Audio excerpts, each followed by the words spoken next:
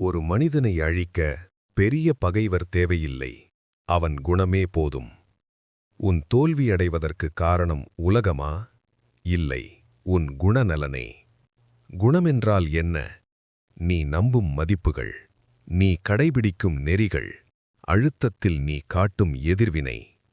போக்குவரத்து நெரிசலில் நீ சத்தமிடுகிறாயா அல்லது அமைதியாக காத்திருக்கிறாயா? அழுத்தம் வந்தால் உன் உண்மை முகம் வெளிப்படும். நீ வெற்றி பெற ஆசைப்படுகிறாய், ஆனால் பொய் பேசுகிறாய், வேலை தள்ளிப் போடுகிறாய், ஒரே மாதிரி நடக்கவில்லை. இதுதான் தன்னைத்தானே சிதைக்கும் பழக்கம். வெற்றி தடுக்கிறவன் யார்? நீயே. முதல் சக்தி நேர்மை. யாரும் பார்க்காதபோதும் சரியானதை செய்வதுதான் நேர்மை. முதல்வர் இல்லாதபோது வேலை செய்கிறாயா அல்லது கைபேசி பார்க்கிறாயா? கண்ணாடி முன் நின்று உன்னை நீ பார்க்கும்போது உனக்கு வெட்கமில்லையெனின் நேர்மை உன்னுள் உள்ளது. இரண்டாவது சக்தி தொடர்ச்சி. ஒரு நாள் முயற்சி மாற்றம் தராது, தினமும் சிறு முயற்சி பெரிய மாற்றம் தரும். நீர்த்துளி கல்லை உடைக்கும், ஒரே தடவையில் அல்ல, தொடர்ச்சியால். மூன்றாவது சக்தி இரக்கம்.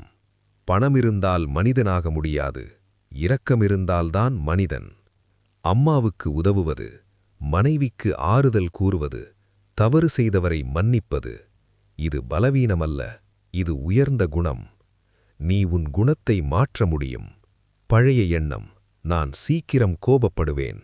புதிய எண்ணம், நான் அமைதியாக பதிலளிப்பேன்.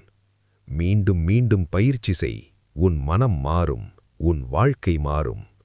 பணம் போகலாம், அதிகாரம் போகலாம், ஆனால் குணம் போனால் நீயே போய்விடுவாய். உன் குணத்தை வளர்த்துக்கொள், உன் முழு வாழ்க்கையும் உயர்ந்து நிற்கும். இந்த வீடியோ உங்க மனசுக்குள்ள ஒரு சின்ன நல்ல மாற்றத்தை கொடுத்திருந்தா லைக் பண்ணுங்க, உங்க ஃப்ரெண்ட்ஸுக்கிட்ட ஷேர் பண்ணுங்க. இப்படிப்பட்ட வாழ்க்கையை மாற்றும் கதைகள், மோட்டிவேஷன் வீடியோஸுக்கு மாத்தி யோசி லைஃப் ஈஸி சேனலை சப்ஸ்கிரைப் பண்ண மறக்காதீங்க. மாத்தி யோசி, வாழ்க்கை லேசாகும்.